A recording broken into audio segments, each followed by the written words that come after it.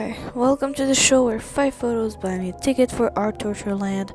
I am your host, Neptune, and today we're mixing Emo Kid with bracelet Gucci looking stripes. Bracelet Gucci?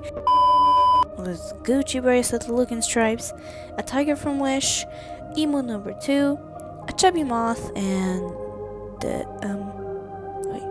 wait, didn't I already draw you? Yeah, I did. In part 2. well, I guess you're getting the special treatment. As you can see, I have removed the base speed paint because its purpose was to give me more time to talk, but at the end I am left with an astronomical amount of time, and cutting out the base speed paint wouldn't affect the quality. Also, I just noticed the yellow butterfly is not a butterfly. It's a moth! I drew a moth 2 times! I mean in part 2. At least, even in my ignorance. I was a jackass to a moth, so... Okay, I'm going on a rant again, so I'll stop myself there before this gets out of hand. For this dress, I added in a cape that goes all the way up above the head, and honestly, I think it looked really cool before I had to erase most of the middle section, and now I'm sad I had to erase the best parts. I don't know if it's called a cape or an ornament or whatever. I'm not an expert at fashion. I'm just a kid on the internet having fun with drawing and not bothering to research for something so unimportant that wouldn't have an effect on my life that much. Anyways, I searched what moth this is, and it's an argema something. There's nothing special about it. It's a lunar moth from Japan. The only thing special about it is that it has a tail. Next up, the sleeve. I made a moth useful for once and put it as a nice sleeve because even though I'm a moth hater, I am a sucker for those eye patterns on any animal. It's supposed to be intimidating in nature. It has to look like an eye to make it seem like something is always watching you, when it's just the backside of an animal.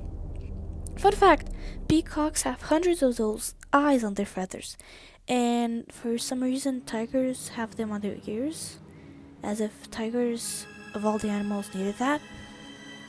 This is a Gonembrazia, however it's pronounced.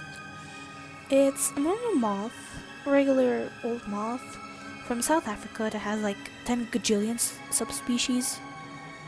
For the lower part, I wanted to go with the round, pleasant vibe the discount Walmart tiger was giving off. But failed miserably like a million times. But because Ibis Paint doesn't register the undo button, you won't be able to see my eternal suffering.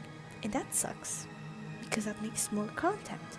And everybody knows that eternal suffering makes everything more enjoyable. Towards the end, it kind of looks like a cow drank too much orange Gatorade, and honestly, I don't think it's horrible. Okay, so I did a little research and found the name of this butterfly. It's called a Dryodola fitusa, something in the lines of that. And it lives in the areas between Mexico, Brazil, Paraguay, and it has also been seen in Texas. Apparently, the males, right before mating season, will assemble on wet soil that is filled with mineral salts. If they can't find any, they will literally go on animals. I think some may even go to humans, and then drink their sweat from their skin and the nostrils. Fun fact, I saw this butterfly in the spring in an insectarium, where it was extremely hot, and I was sweaty, and everyone was sweaty. And now I have a new fear unlocked. For the top, I continue with the theme of welcome and roundness. I tried to stay as close to the original colors, but the light blue doesn't match with the yellow-orange vibes. So I did a more pinkish tone. Honestly, I like the top a lot. It's very sweet and wasn't an absolute hellhole to make, like Drydophedisa.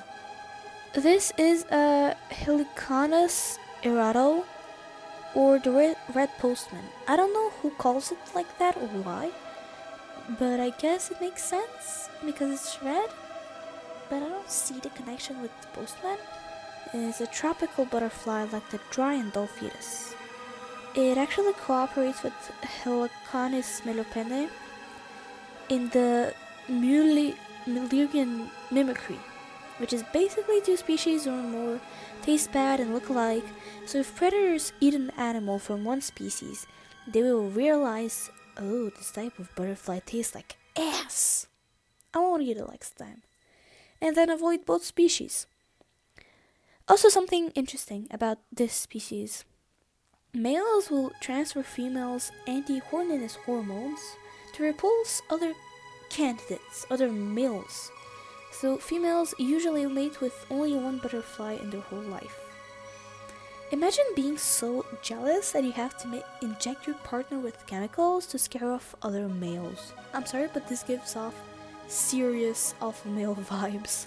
Lastly, we have the boots, which have a bit more of a pointy language than the rest and match with the pointedness of the cape. I didn't know the real pattern on the wings because it was, the photo was a bit blurry and it's not really facing me.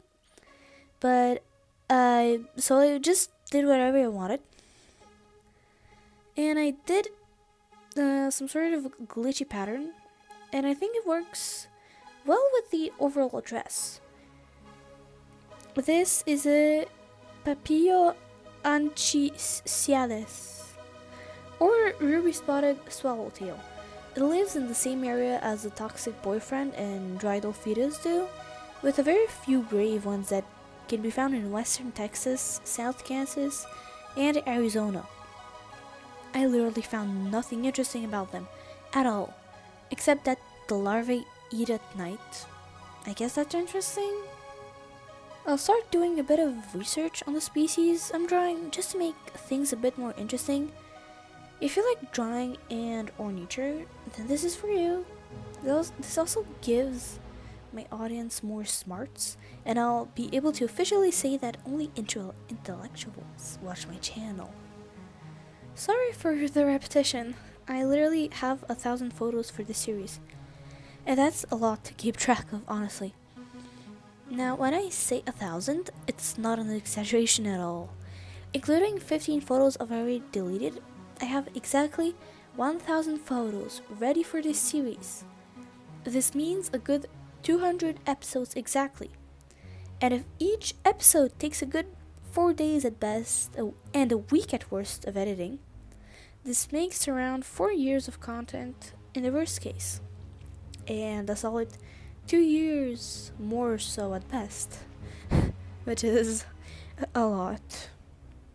Final thoughts? Looks like someone with a fall obsession would wear. Is that inherently a bad thing? No, not really. God, all this math is giving me a headache. I'm gonna lay down. A little.